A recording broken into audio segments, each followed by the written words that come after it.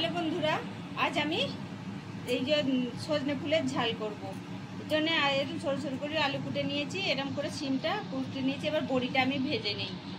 বড়িটা ভেজে নিই, তারপর আপনাদের দেখাচ্ছি। বড়িটা ভেজে আমি তুলে রেখেছি। তো ওই তেলে দিয়ে একটা লঙ্কা আর একটুখানি পাঁচফোড়ন ফোড়ন দিয়ে নিচ্ছি। লঙ্কা পাঁচফোড়ন আমার ভাজা হয়ে গেছে। এবার আমি আলুটা দিয়ে দিই।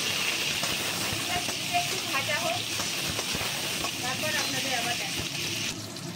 আলুটা সিমটা ভাজা হয়ে গেছে। আমি এবার হাফ চামচ আদা বাটা দিচ্ছি, আদা লঙ্কা বাটা, হাফ চামচ জিরে গুঁড়ো, হাফ চামচ ধনে গুঁড়ো আর পরিমাণ মতো হলুদ দিয়ে দিলাম।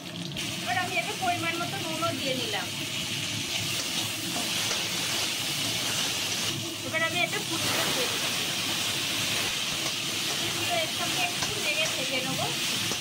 ফুলগুলো ভালো করে কিছু গরম জল দিয়ে ধুয়ে নেওয়া আছে। বড়িগুলোও দিয়ে নিলাম আমি। এবার আমি এতে জল দিয়ে দিচ্ছি। এই মিনিট 5 চাপা দিয়ে ফোটাবো, তারপর দেখবো কতটা সেদ্ধ হয়েছে। আর জল দেবো না আমি। এটা আমি ঢেকে দিলাম।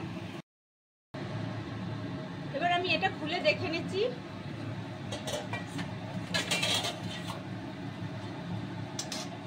এই দেখুন, এরকম হয়ে গেছে, আলুগুলো সেদ্ধ হয়ে গেছে।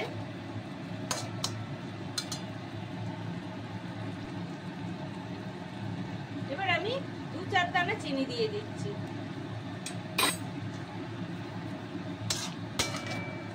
আর একটুখানি হবে, তারপর আমি নামিয়ে দেবো। তরকারিটা আমার রেডি হয়ে গেছে। এবার আমি নামিয়ে নেব।